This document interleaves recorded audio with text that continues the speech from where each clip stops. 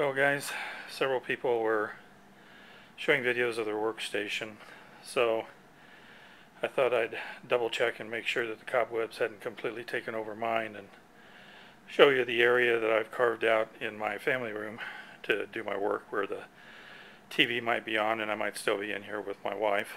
We could still share each other's company. Originally I built this thing up out of two lower kitchen cabinets that I picked up at a garage sale, and a used countertop at a garage sale, and a small hutch at a garage sale.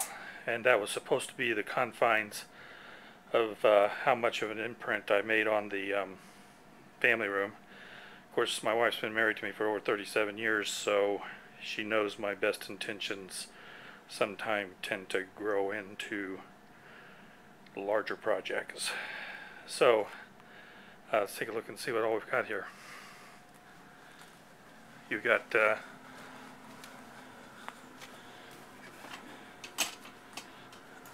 excuse me.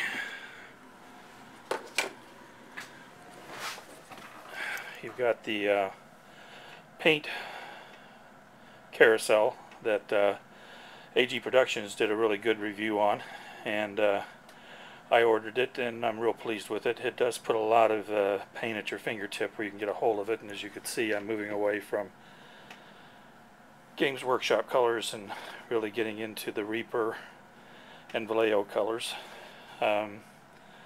This is the little cubbyhole space that I've got green stuff and small canisters at the top are filled with flocking materials. I have large canisters out in my garage, another place I expanded into for terrain projects, but these smaller containers have the sand and the flock and a little bit of cork and some tea out of tea bags that's been dried up that makes good dead leaves and deadfall. I keep water and extender, my glues, sundry tools, my Mai Tai glass with brushes, and small sporting cabinet over here with materials that might come in handy. Like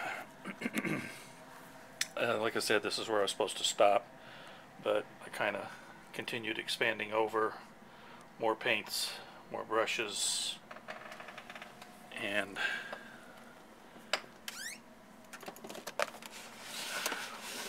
more paints, more paints, various and sundry adhesives, more adhesives, more paints, and probably more paints in the bottom one.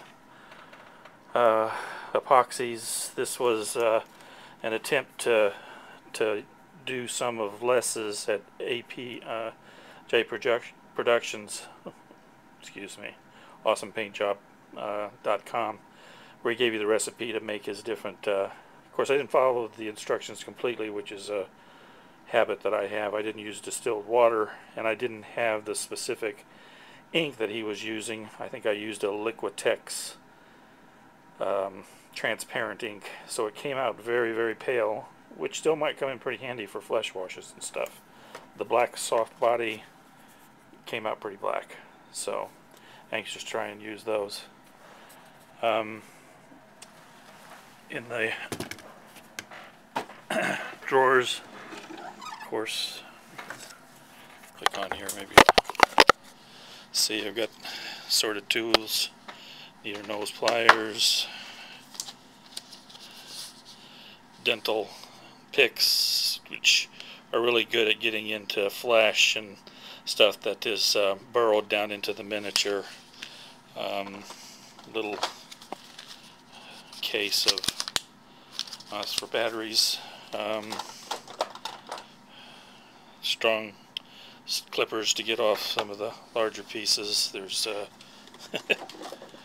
a very lightweight persuader for guys like me that have massive meat hooks for hands and short fuses. This keeps you from getting carried away and completely bashing a model into a little lump of lead or shattered plastic. So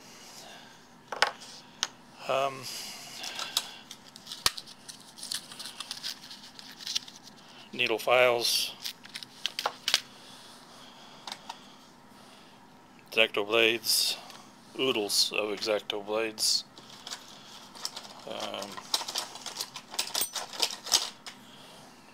pin vise,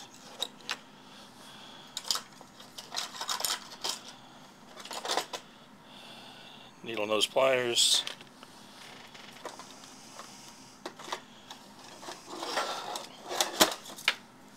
styrofoam cutter, another styrofoam cutter back here,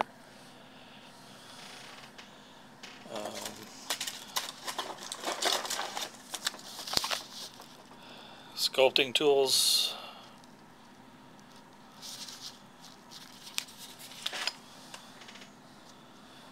all kinds of stuff that I can get in trouble with. Really tiny micro engraver, let you get into some fine detail places.